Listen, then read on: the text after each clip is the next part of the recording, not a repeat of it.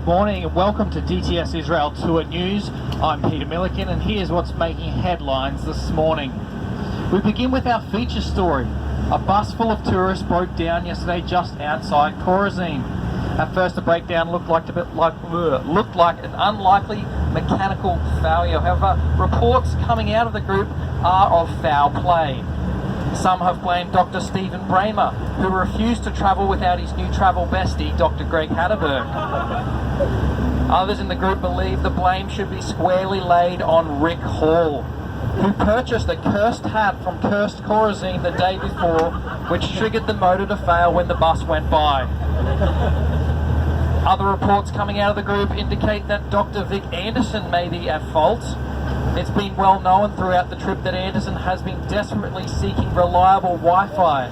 After 3 days of the bus Wi-Fi failing, it's believed he purposely pulled a hose in the engine bay in the hope of getting a new bus. Perhaps the most likely scenario, though, simply rests with the group leader, Chris McKinney.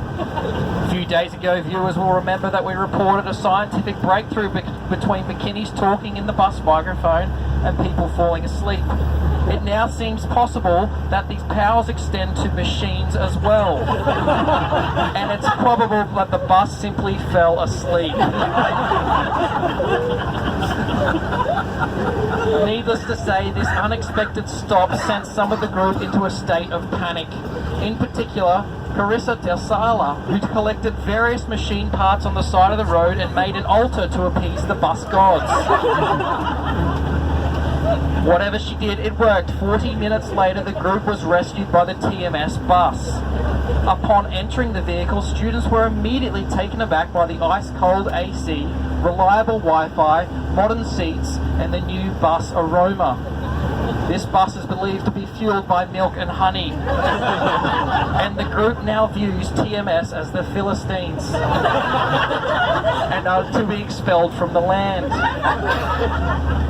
The conquest continued today, led by Dr. Bramer and Hatterberg as they attempted to board the bus of milk and honey, only to be expelled by fear. Salt was rubbed into the wound as the group had to pass by the Philistines on their way back into Bet Shan, and we'll be sure to keep you up to date with this conquest. To sport now, and the Mafia Championships have been held over 2 nights in an Ev resort. Australians dominated much of the tournament along with Charisse Aguas. That's right, Aguas, not Agueras, as some have said. Night 2 was the highlight of the championships, as even the introverts ventured out of their caves to interact with other human beings. There was no bigger example of this than Phil Ung from Australia, who sat at the table in disgust as people actually enjoyed each other's company. Courtney Cox was quick to claim responsibility for convincing Phil to attend. When asked about it, she stated, "I talked to him at dinner and I wasn't sure that he'd show.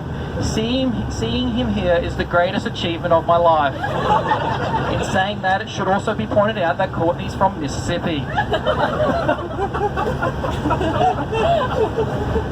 To the weather now, and our expert in the field, Win Win, has today's forecast. Win Win, what's today's prediction?